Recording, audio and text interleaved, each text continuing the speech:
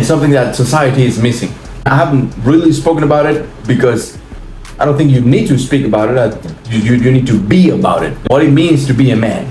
And I see a lot of young people now growing up and not knowing, really not embracing manliness. And now even just mentioning the word man, it becomes, oh man, it's toxic masculinity, man. Oh no, you can't say man because, someone might get offended. And I don't think that just because you are born with a dick, that means that you are a man, right? I'm talking about the values, the virtues, the habits that make you a true man. We're born male boys, we become men.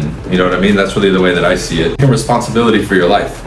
And our existence is to get better and improve. That's what a man does. You get better, right? It's not about, I'm got the biggest dick, the most money. It has nothing to do with that. It's every day I'm getting better, right? Somebody who, and this is another thing that we see nowadays, nobody stands for anything. Oh no, I understand both sides. It's okay. Yeah. You can chop your dick off. You can not. It's okay. No, bro.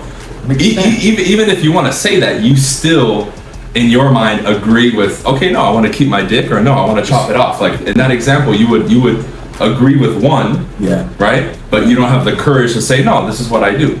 It's just like we saw with everything over the last couple of years with censorship.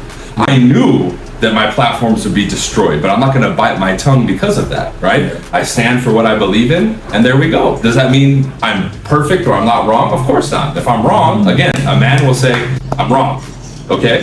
And they'll admit a mistake, or they'll say sorry. Another one, in quotes, confrontation.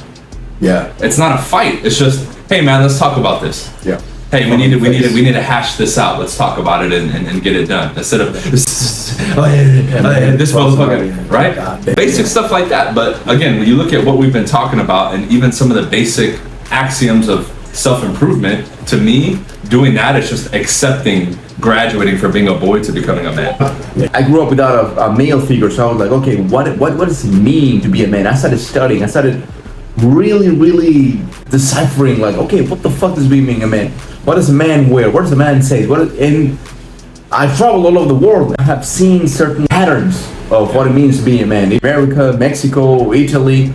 And one of them is, you're a man, you keep your word. You say you're gonna do something, you do something about it, right? You definitely keep your word. Even if you fuck up, right? Even if you did something wrong, you become responsible for yourself and the actions that you take.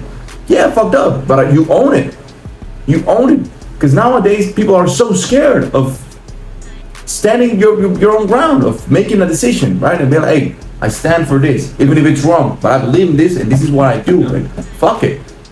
And then if the results of it turns to be out that is bad or turns against you, you take full responsibility. I'm like, shit, okay, cool. I learned something about it.